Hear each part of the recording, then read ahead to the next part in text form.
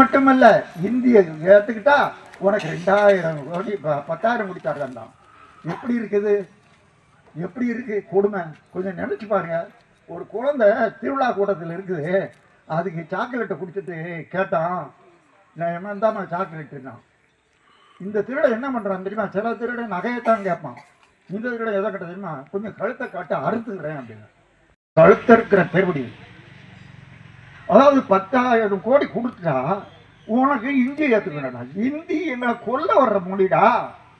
தமிழனை கொல்ல, தமிழ்நாட்டை கொல்ல. அது சிபிஎஸ்சி போனா அங்க சமஸ்கிருதம் இந்தி.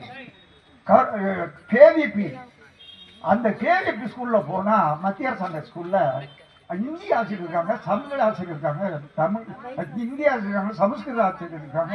ஆனா தமிழ் ஆசிரியர்கள் இல்லை, கிடையாது. அப்படி அநியாயம் பண்ணுகிறார்கள். 2533 கோடி ரூபாய் ஒதுக்குறான். தமிழுக்கும் ஒரிசாவுக்கும் தென் மாநில மொழிகளுக்கும் 147 கோடி. 4-5 மொழிகளுக்கு 147, செத்து போன சமஸ்கிருதத்துக்கு 2533 கோடி. அந்த சமஸ்கிருதத்தை சொல்லிக் கொடுக்கிறான். அவனை போய் நாம் ஆதரிப்பதென்றால் எப்படி ஆதரிக்க முடியும்?